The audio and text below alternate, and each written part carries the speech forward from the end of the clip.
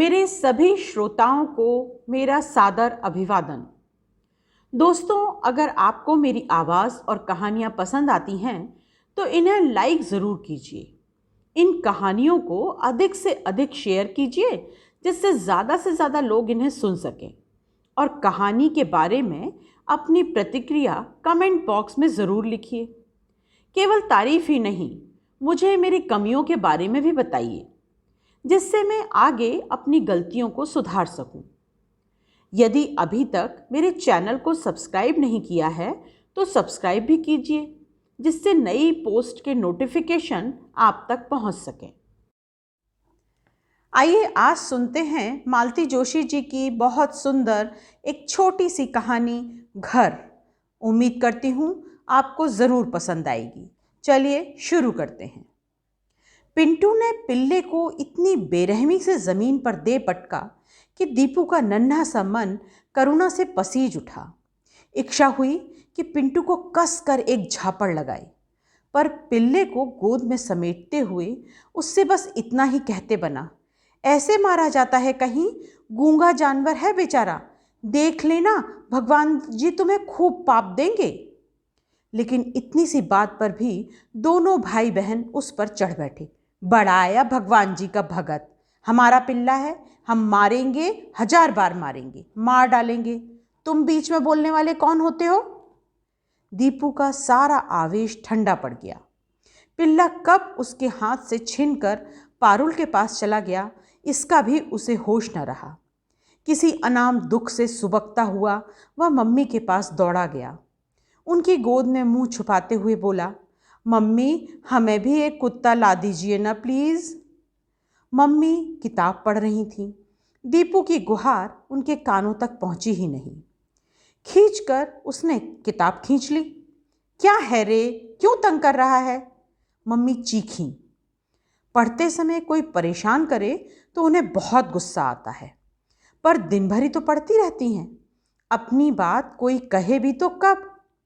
College क्या जाने लगी हैं, दीपू की तो मुसीबत हो गई है। अब बोलना, क्या बात है? हमें एक कुत्ता चाहिए, उसने गुनगुनाते हुए अपनी फरमाइश पेश की। लकी है तो?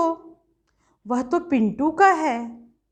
तो क्या सबके लिए अलग अलग कुत्ते आएंगे? वह अकेला ही तो घर भर में नाक में दम किए रहता है।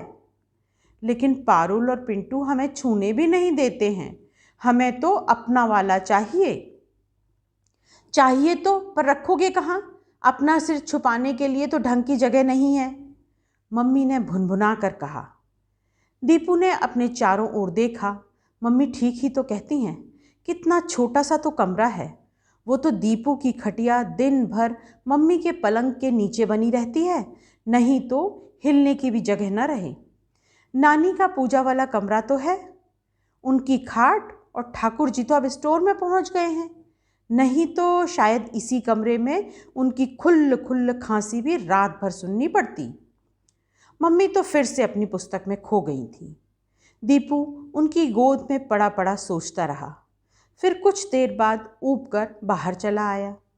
कंपाउंड में पिंटू के दोस्त जुड़ आए थे, शायद क्रिकेट खेलेंगे। अपमान का घाव अभी भी ताज़ा था, इसीलिए वह चुपचाप बरामदे में खड़ा निमंत्रण की राह देखता रहा। लेकिन पिंटू के पास ढेर सारे साथी थे, वह नक्कू करने क्यों लगा? उसका खेल मज़े से शुरू हो गया। फिर वहाँ खड़े रहना दीपू को बड़ा दयनीय सा लगने लगा। वह हॉल में चला आया। गोल गोल मेज पर ढेर सारी पत्रिकाएं पड़ी हुई थीं। उन्हें लेकर वह सोफे पर बैठ गया और तस्वीरें देखने लगा। सबका बच्चों वाला पेज उसने पढ़ डाला, कविताएं भी रट लीं, पहेलियों के उत्तर भी याद कर लिए। अब कोई पूछेगा तो पिंटू और पारुल मुंह ताकते रह जाएंगे, राजा बेटा तो दीपू ही बनेगा। श्श, दीपू जी सोफे पर पैर लेकर नहीं बैठते, कितनी बार मना किया है? उसने चौंक कर देखा। मामी जी पता नहीं कब कमरे में आ गई थी, पता नहीं कब उसने पैर ऊपर कर लिए थे। अनजाने में ही हो जाता है सब। वह चुपचाप बैठा अपराधी भाव से मामी जी को देखता रहा, जो यहाँ वहाँ कागज के टुकड़े बिन रही थी। मामी जी, उसने साहस बटोरते हुए कहा, पिंटू हवाई जहाज बना रहा था ना, यह कचरा उसी ने फैलाया हुआ है। कोई भी फैलाए बेटा, डांट तो हमें ही को खानी है, मामी जी ने कसैले स्वर से कहा। तो उसे लगा व्यर्थ ही अपनी सफाई देता रहा वह। मामी जी को आजकल उसकी कोई भी बात कहाँ अच्छी लगती है।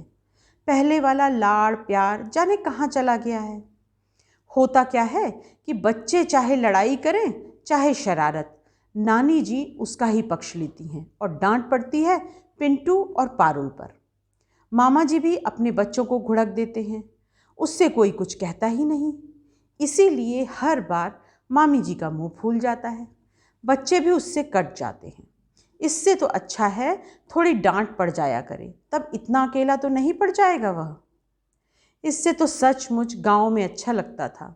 डांट पड़ती तो सबको एक साथ, दादाजी खुश हो जाते तो सबको एक एक चवन्नी इनाम में मिलती। तब कुल्फी वाले की राह देखने में कितना मज़ा आता था। दूर से उसकी साइकिल की घंटी बजती और सब लोग दौड़ पड़ते। यहाँ तो कुल्फी का नाम भी ले लो तो गजब हो जाए। गांव में सचमुच बहुत आनंद था।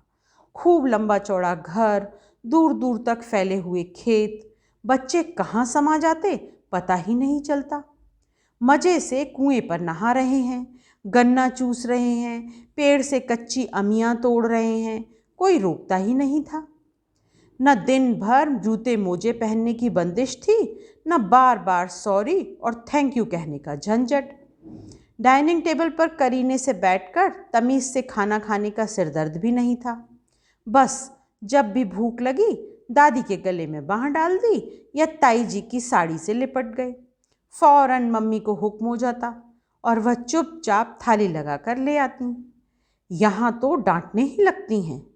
जाने कौन से अकाल से चला आया है, दिन भर भूख भूख ही चिल्लाया करेगा।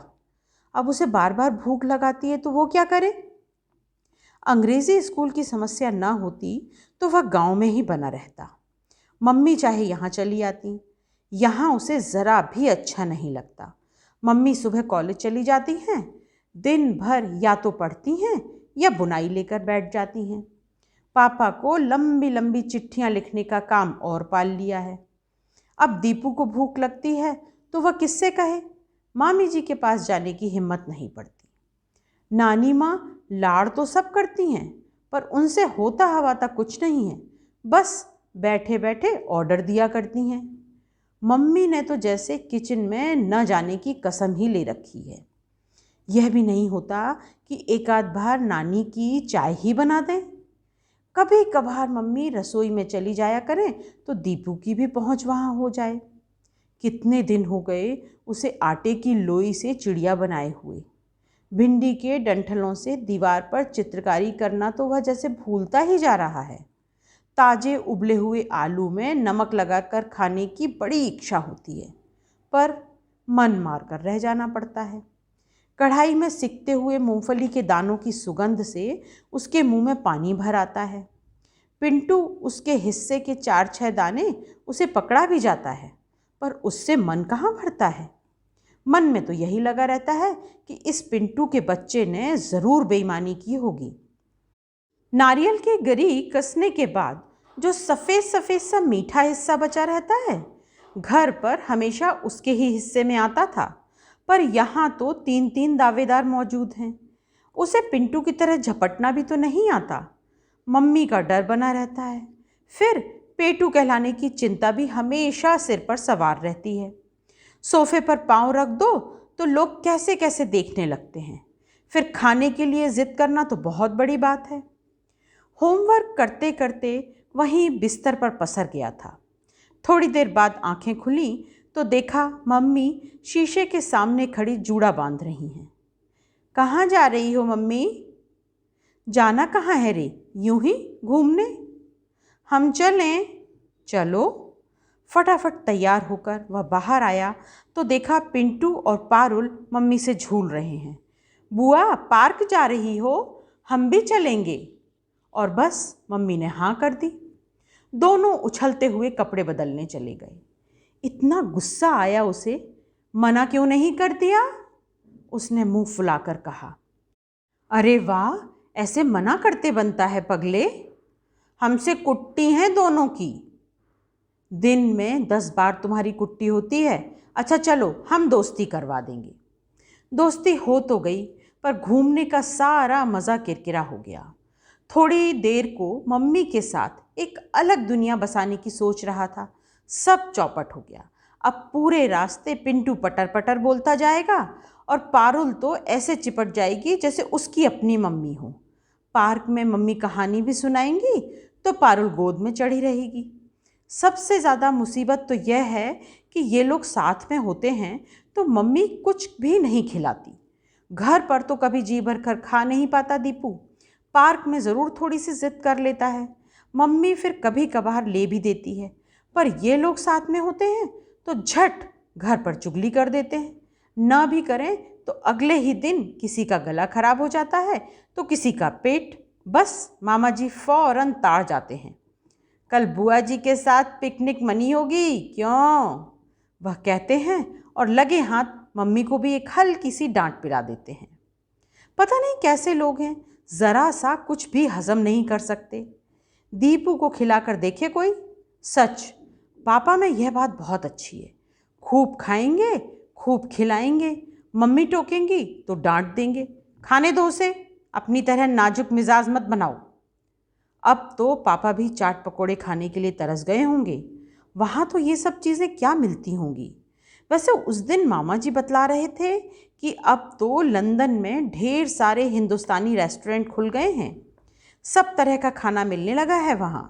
मतलब पापा वहाँ भी मज़े कर रहे होंगे और दीपू हिंदुस्तान में भी कुछ चीज़ों के लिए तरस गया है।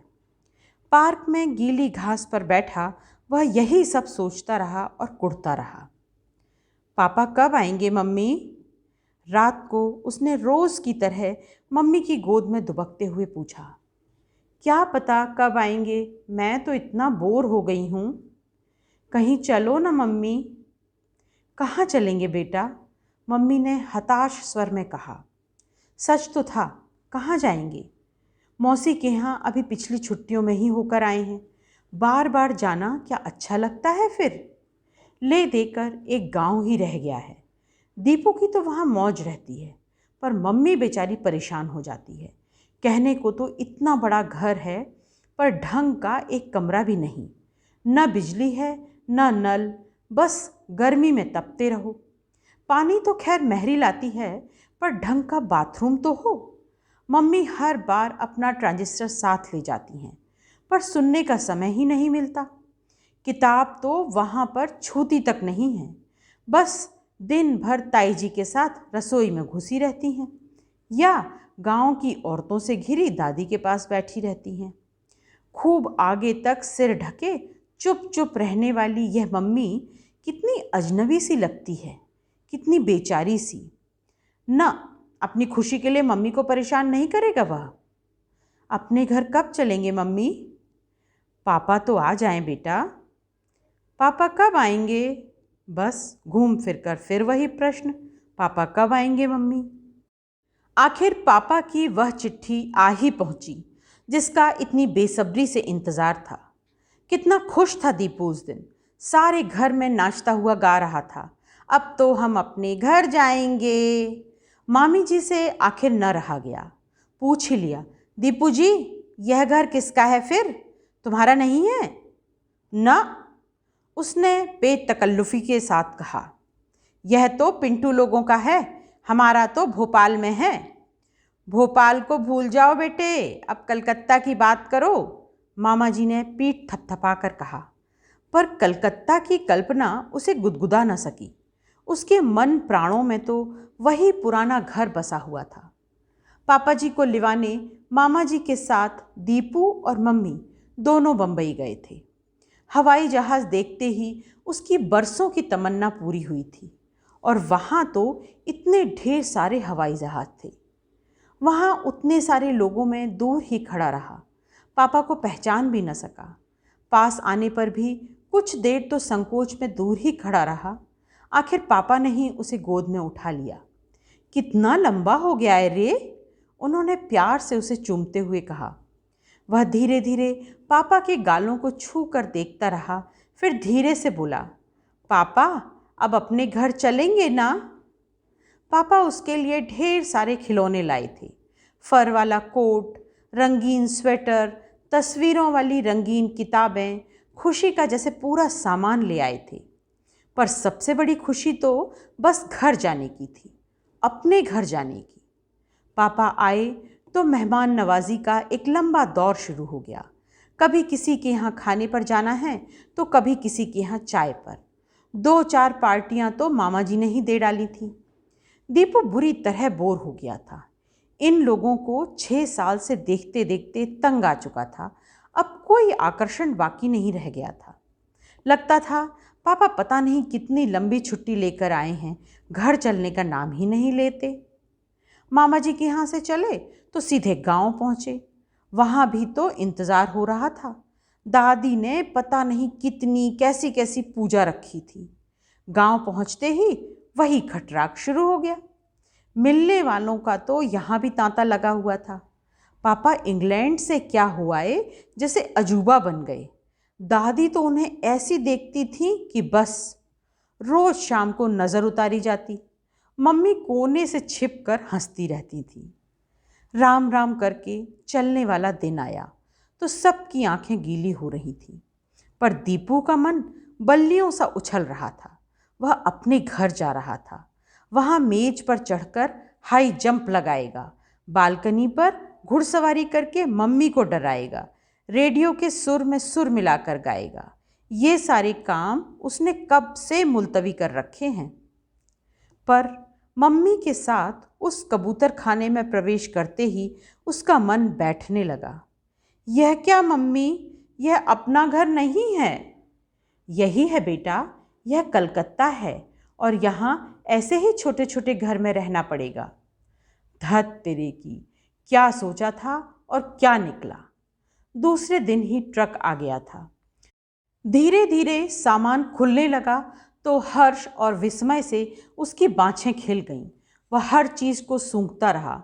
मम्मी छत पर गद्दे सुखाने लगी तो उन पर लोटपोट होता रहा। 2 साल तक बंद रहने के बाद भी उसमें एक परिचित महक बच गई थी। यह महक, यह गंध दीपू के मन में सोई यादों को तरोताज़ा कर गई थी। मम्मी पर भी जैसे जादू हो गया था। दिन भर बनी संवरी लेकिन गुमसुम रहने वाली मम्मी गुनगुनाती हुई काम में जुट गई थी। सलवटों पड़ी साड़ी और बिखरे बिखरे बालों में मम्मी एकदम घरेलू लग रही थी।